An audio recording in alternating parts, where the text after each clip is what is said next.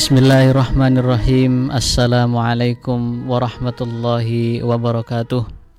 Alhamdulillahirabbil alamin. Assalatu wassalamu ala asyrafil anbiya'i wal mursalin nabiyina Muhammadin wa ala alihi wa sahbihi ajmain. Pendengar Radio Republik Indonesia yang dirahmati Allah Subhanahu wa taala, marilah tak henti-hentinya kita bersyukur, memanjatkan puji dan syukur semata-mata mengharap ridha Allah Subhanahu wa taala. Karena dengan bersyukur itu nikmat-nikmat itu akan semakin bertambah.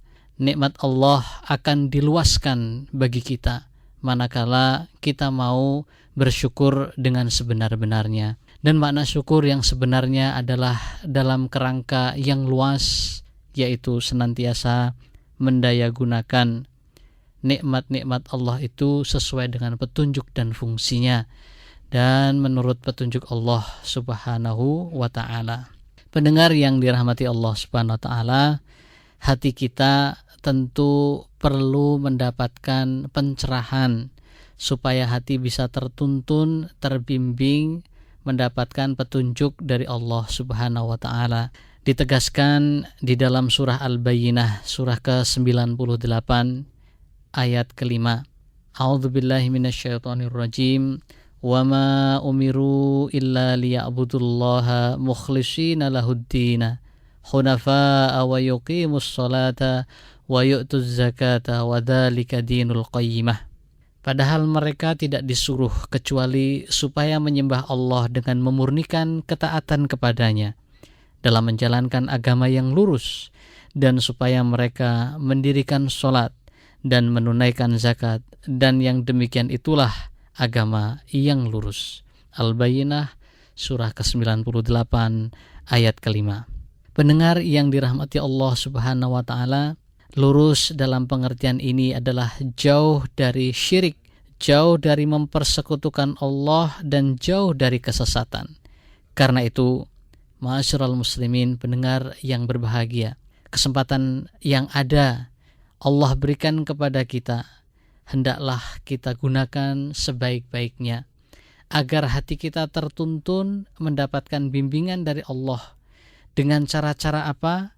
Dengan cara-cara mendirikan sholat, menunaikan zakat, agar jiwa bersih hatinya, jiwa disucikan oleh Allah Subhanahu wa ta'ala.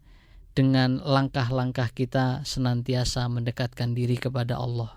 Ma'asyiral muslimin rahimakumullah, sekiranya orang-orang yang zalim mempunyai dosa, apa yang ada di bumi semuanya dan sebanyak itu besertanya, niscaya mereka akan menebus dirinya dengan itu dari siksa yang buruk pada hari kiamat.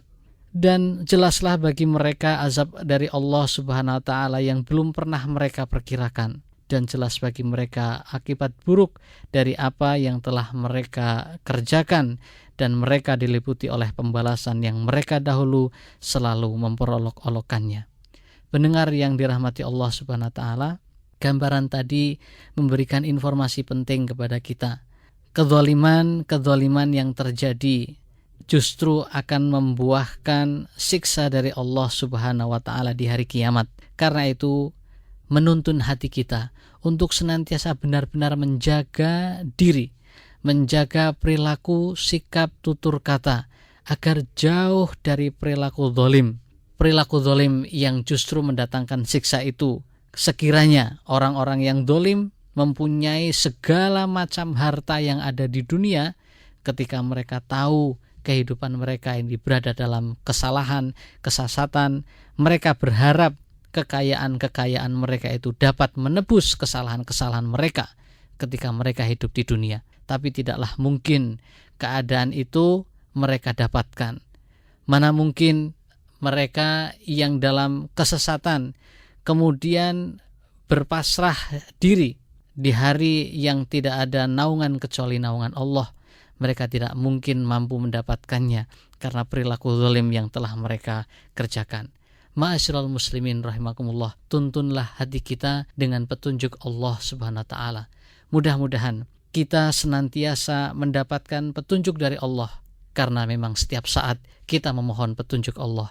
Ihdinas siratal mustaqim. Ya Allah, tunjukilah kami jalanmu yang lurus.